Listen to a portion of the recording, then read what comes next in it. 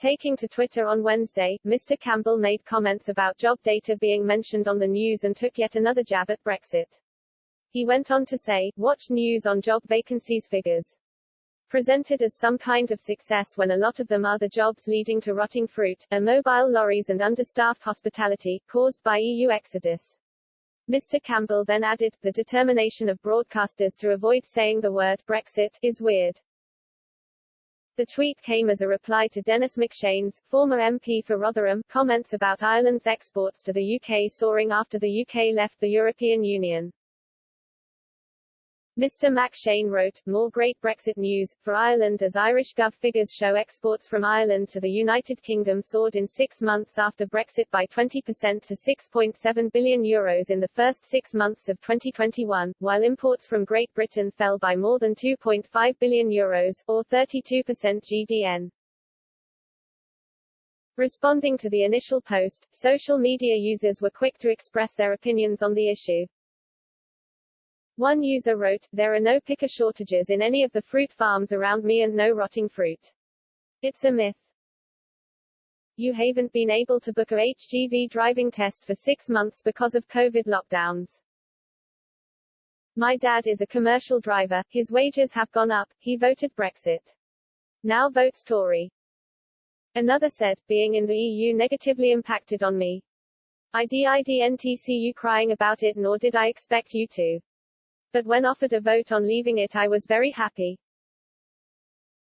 Remainers forget that membership had cons as well as pros. "I suffered several of the cons. Others disagreed." One user wrote, "This is what Brexiteers do. It doesn't affect me, therefore it's not happening. Until it does affect them." Mr. Campbell was also attacked on social media earlier this month after criticising the UK's decision to leave the bloc. The journalist and former spokesman for Prime Minister Tony Blair reposted a tweet from Best for Britain, which said, "Wales got £357 million of EU funding each year. Now it must compete for a share of a much smaller fund, intended to cover all regions. This year it expects to receive £10 million. In response to the report which said that Wales would receive less funding post-Brexit, Mr. Campbell claimed leaving the EU was a disaster. He said, "Brexit, the disaster that keeps on disastering, with the help of media and parliament which can't be bothered to face truths such as this." Twitter users took issue with the former spokesman's post, with one saying, "These decisions should be made in the UK. No idea why you would want to send money and decision-making power to Brussels and Strasbourg in order to get some of it back. There may be issues with Brexit but this isn't one of them. Ask Cardiff and Cardiff can ask UK government." More users questioned whether the money sent to Wales from the EU was originally from the UK. One said, "Is this the money we gave the EU in the first place? A bit like paying for your own birthday present so that someone else has the pleasure of giving it to you. Or is it money the EU gave us out of their own coffers? I've lost track." Another said, "The truth is that the combination of UK government and residual from EU structural, Wales is still getting £357 million this year. But don't let the facts get in the way of your nonsense.